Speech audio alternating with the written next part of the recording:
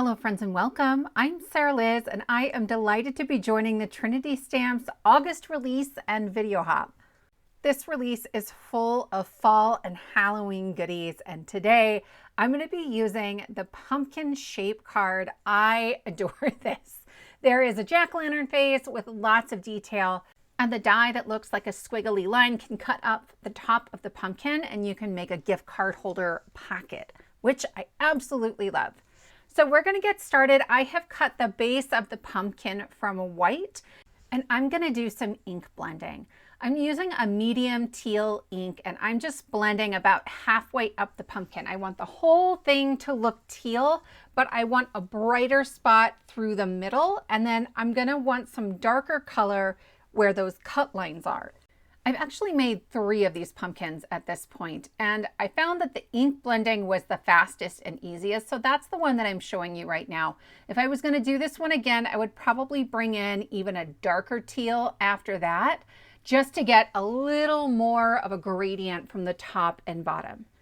I also want darker areas where those cut lines are, right? They're showing that rounded, bumpy nature of the pumpkin. So I've cut a second one from white and I'm going to layer it over the top and just hold it on there with some mint tapes, like Post-it tape. And then that way I can ink blend off the side of this stencil that I've made to darken up those areas as well. Again, I think if I was doing this again, I might pull in an even darker ink. I'm trying to maintain those white light areas so that we get that illusion of light. On one of the other pumpkins, the one that's in the image at the beginning, and I'll show you that pumpkin at the end, I used markers, and that also gave me the ability to create some darker areas. But for me, using alcohol markers on an area this big can get a little intimidating. So I wanted to show you this version in this first video here. I think that this pumpkin is so great for absolutely jack-o'-lanterns, but for all kinds of fall cards and decor. There's tons of great stamps in this release and many, many, many puns. So many puns, and I just love it. There's also a new gnome die set that has some Halloween gnomes that would be great to layer on top of this and create something really, really special. So I did the same thing with the centerpiece to give me the ability to kind of stencil a darker line around those cut lines. And then we can move on to the top of the pumpkin.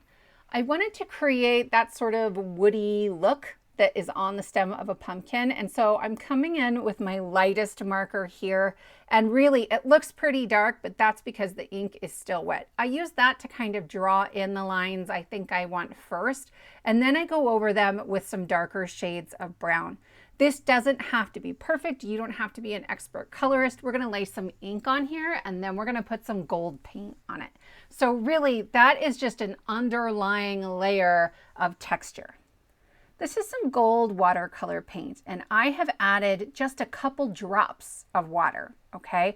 I want that paint really, really thick, and I am using a stiff bristled brush. I did not get the brush wet. We're using a dry brush technique. You could also use acrylic paint for this.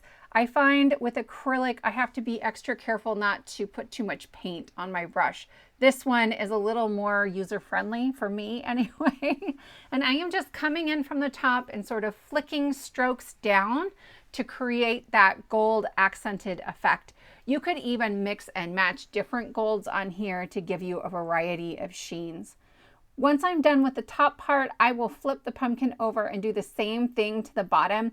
You have to be careful not to overwork it because the paint, until it's dry, will start picking up on the brush as you're coming in with additional layers. So you'll see later on, I have one little spot where the paint was really thick and I liked that it was thick, and then my brush starts to pick things up. My paint gets a little bit dry about halfway through, so I'm bringing in a paintbrush that has some water on it and just adding another drop or 2 of water in there. There's very, very little water.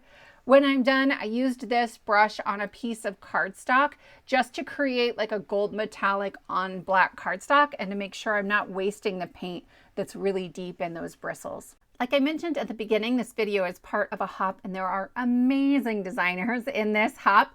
So I will leave a link to the next stop on the hop at the top of the description box below, along with a link to the entire new release and the specific products that I have used. You should definitely check it out, but be sure to also read the instructions for the giveaway. There's a $25 gift card up for grabs, and there are so many great things to choose from right now. You definitely want a chance at winning that. Again, you'll find all those instructions in the description box below. So I'm going to stamp a sentiment for this one. I'm using the Hap-Pie Day Stamp Set in coordinating dies, and I am just stamping Happy Thanksgiving in little words, and then Thanksgiving as a big scripty word. I'm using some Versamark ink on black, and then I'll use some white embossing powder, and I will cut those out with the coordinating dies. In my second card, I'm going to use the Simply Sentimental Halloween. That's right, there's a new Simply Sentimental set out. If you are not familiar with these, they're so fantastic. So you get the word Halloween and a bunch of different fonts. And then there are a ton of sub-sentiments in the stamp set. If you get the coordinating dies, not only do you get the shadow die to cut out all of those Halloweens, but you get dies to cut out the word Halloween, so you can either stamp it or die cut it. And I love that you have so many options. So my die set cut out this Happy Thanksgiving like a bubble cut, and there's only a little bitty piece of cardstock that connects the two words. It makes it really easy to separate the two if you want to create mixed and matched sentiments, so I didn't have to do any partial stamping. I love that. I'm adding some glue onto the back of my pumpkin, and then this will layer onto my card base. So it folds in half, the die creates that score line for you, and I'm just trying to center it so I have an even margin all the way around the outside. And then when it comes to the top of the pumpkin, it nestles beautifully right into the blue piece.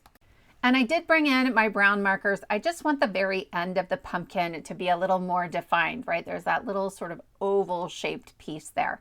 So that's easy enough. It goes right over the top of the watercolor that I used, but it is a little bit muted, and that works perfectly. It doesn't look so stark. Then I'm going to go ahead and figure out where I want to arrange my Happy Thanksgiving. I love teal for the fall, especially teal and orange. So on my next card, I'm making a bunch of these for friends and family. On my next card, I think I'm also going to bring in orange somehow. Let me know in the comments if you have ideas on how I should do that. I might try an orange pumpkin with teal accents for the wording.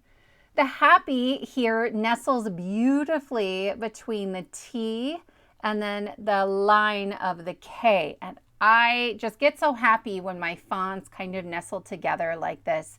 So I'll glue both of those on there, and then that will finish up this card super quick and easy. Here's the other one I made with that Simply Sentimental Halloween. It says Halloween Wishes, and I adore it. My friends, don't forget to hop along, and if you are new here, I would love it if you would subscribe and leave me a comment. Thanks so much for joining me, and I will see you next time.